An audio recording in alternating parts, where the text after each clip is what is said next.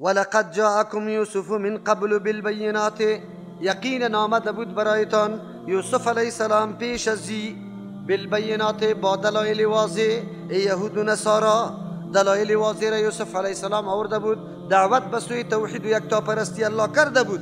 فما زلتم فی شک، پدرها و اجدادتان مثل شما واری نمی قسم بودن، همیشه بودن در شک و تردد. مما از او شریعتی که جاءکم آورده برتان بهی، آورده بود پیغمبران برایشان به او شریعت. کدام شریعت که آورده بود داود شک و تردد بود. امروز که عقیده توحید با مردم بیان میکنی متردد است، شک داره. او مردم هم در مورد همین شریعت شک داشتن.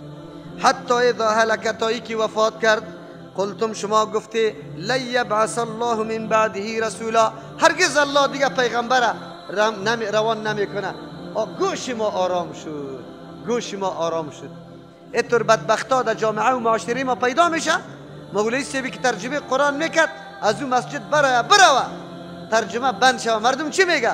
خب شد از زمین ملا آرام شدیم، یک گوده ما را در خوام نمیمان. همین طور میگه نمیگه؟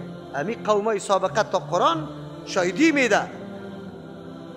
شب امروزی ما قتل شب دیروز یکسان است. کدام شبهه کدام مرض که در تاریخ گذشته بود امروز در این مردم هم موجود است. از درس قرآن تنگ می باشه. از چی؟ از درس قرآن تنگ میاره. در رمضان مبارک 15 ریش سفید حج کرده بود، آمده بود برای ما میگفت که ترجمه قرآن کریم بند شود. ببینید شما سنگ الله نمیباره. نماز صبحی ما بعد از نماز ترجمه میکردیم، سوره انعام شروع بود. سوره انعام میشناسی که در اونجا شرک ریشکن میشه. چی میشه؟ شرک ریشکن میشه. او در صبحی خو خیلی آوازه و غالمغال و شورماشور نیست. زنا در خانه میشونیدن، مردا بارخطا شده بود که کلکی روابی جور کرد. از او خاطر آمده بودن.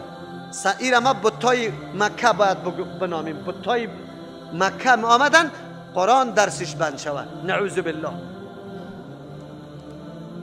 ما برشان گفتم که آیا امیتور مجلس و امیتور جماعت شما را گردنتان بسته دمی منطقه شب تا روز دول زده میشه، یک ساعت هم در خواب نمیمانتانه، جمع شدید دم خانه برای منع کردنش. دمی منطقه هزار معصیت و گناه و فسق و فجور دیگه است. کدام کار است که نمیشه؟ فاحشه خانه هم اینجا است، علنی جمع شده که بند شود.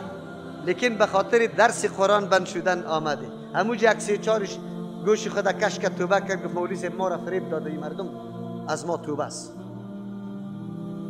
اینطور مردم هستیم ما. کدام مردم؟ دو زمان هم میگه پا بود از توحید الله است. درس قرآن سیر آمده می باشه، باز خوشی را ظاهر میکنه که بند شد.